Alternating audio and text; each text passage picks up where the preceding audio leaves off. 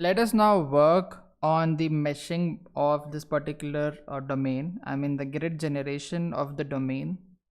And as usual, I will be preferring the unstructured mesh, and we will be creating a simple unstructured mesh, but we will see that it is denser so that our results are better.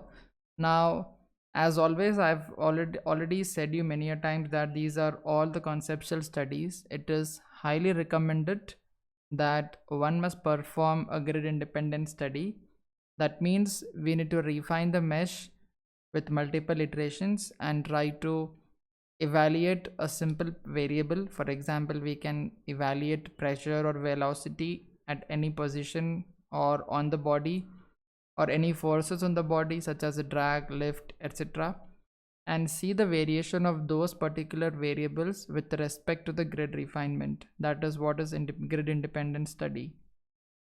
Since we are dealing with a course, we are learning the process of tackling different cases. We cannot perform such lengthy studies that will probably increase the length of the course, and that will probably make a student bore as well in some cases.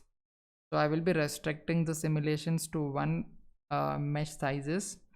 And if you are wanting to consider this particular study to a next level, like for example, if you want to perform some research on this by investigating some experimental cases, compare them with this numerical experiment and all, if you want to go in this direction or that direction, then you definitely need to perform a grid independent study as well.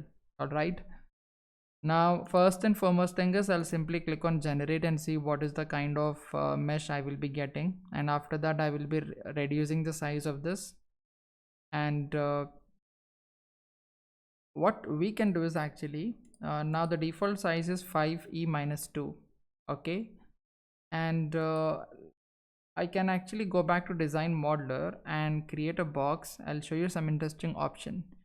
So first and foremost thing is, let me just close this and go back to geometry and wait for the geometric module to open. Okay, we are into this domain. Now what I will be doing is, we have this complete domain, right? I will be creating a simple extrusion cylinder or extrusion cube over here, a solid cube.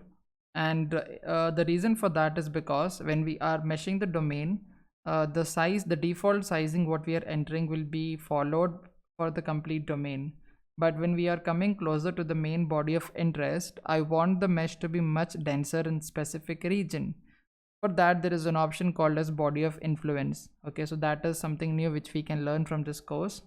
And basically I want to go with that feature or that particular option.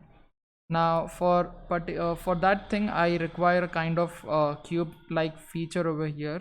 So I will be selecting this surface, or I'll be clicking on XY plane. This is exactly a symmetric body which I have created in Creo, and I'll just click on sketch over here. So the sketch is exactly in the center.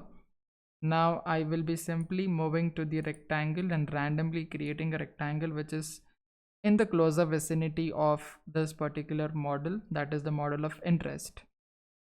And I will be extruding it so that it elongates into the z direction or z axis.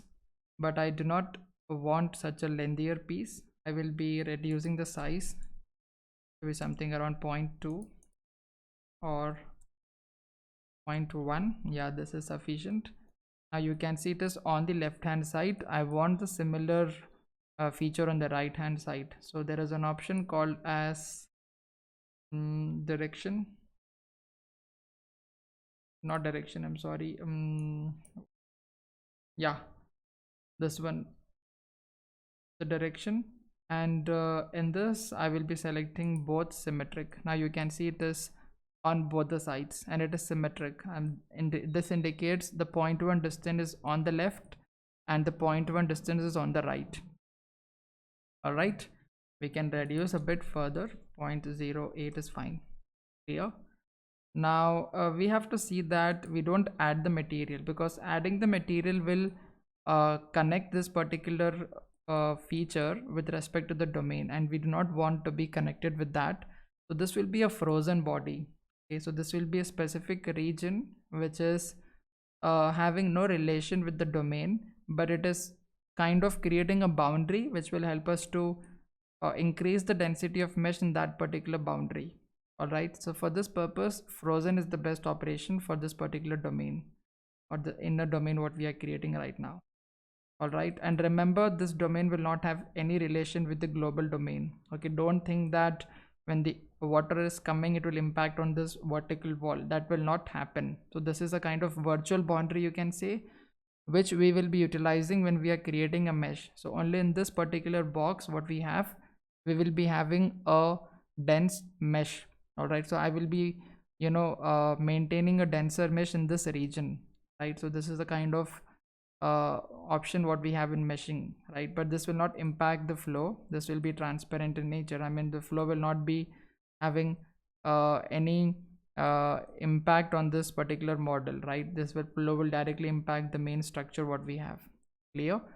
Now that it is available over here, I mean it is done, we can just close this design modeler, and now we can move to the meshing, and we will be having this window obviously because there is certain modification performed in the geometric section. So we can simply press yes, and after that wait for the meshing module to open, and in the next video we will be performing the meshing operations.